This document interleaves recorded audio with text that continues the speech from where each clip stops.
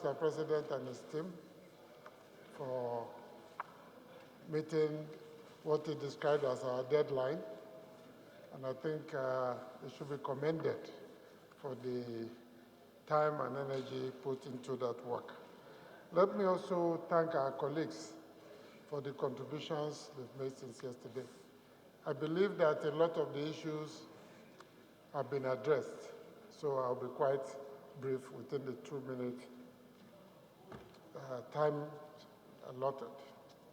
First is to note the monies put in education, both for capital recurrent, particularly additional monies made available for the universities.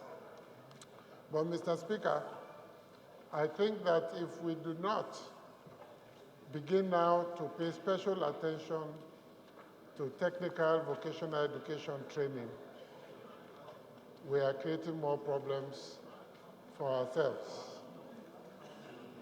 I believe that even countries that are developed are shifting from formal education to looking at technical vocational education training.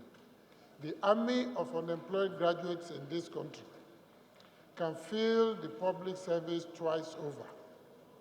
But we keep putting in there, go to any ministries, any department, you will see 5 persons sitting at the gates, 10 persons sitting at one desk, half of them doing very little or nothing. Technical vocational education training prepares young people with the right certifications to be self-employed. And I think that is one of the core areas to solve the problem of unemployment, criminality, and the other issues we are fighting in this country. But, Mr. Speaker, allow me to draw special attention to the issue of women. When I look through the budget, I know every ministry, every department deals with gender issues.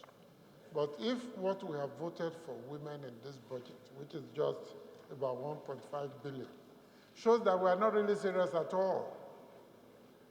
They are more than 50% of this country's population, extremely hardworking. In fact, I would dare say they work harder than the men, because in our rural areas, we know who the farmers are. You go into the markets, there are more than 60–70% of those working in the markets. But if that is all that we are voting for women, then it means that we are not ready to break the glass ceiling. We are not ready to subvert and eliminate this whole doctrine of housewifeization, which essentially believes that every woman should end up as a housewife and in the kitchen. The world has moved on. Some of the more creative. If you look at even China is a bigger country, but you will see how they have managed to move from a situation like ours to privileging the place of women in all aspects of their society. Nigeria, we can do it. And the only way to do it is to ensure that we support the issue of emancipation of women, creating gender equity, and demonstrating that what a man can do, a woman can do, if not even better. Finally, Mr. Speaker, I think as we talk about the budget, we should recognize that plan and discipline,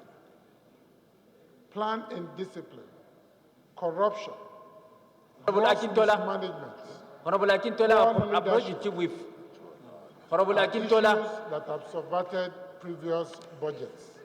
If we have over 20,000 or more abandoned projects in the country, I'm happy the President was very clear on the fact that no new projects, but we should roll over and abandoned projects should be attended to.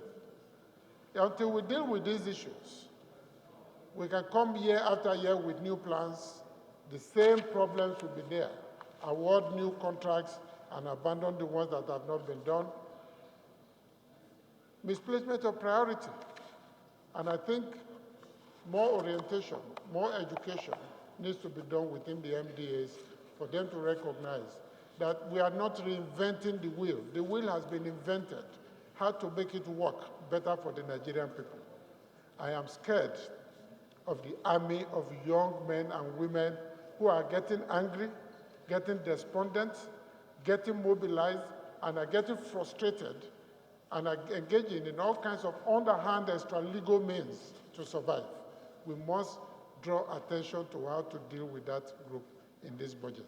Thank you, Mr. Speaker, for this opportunity.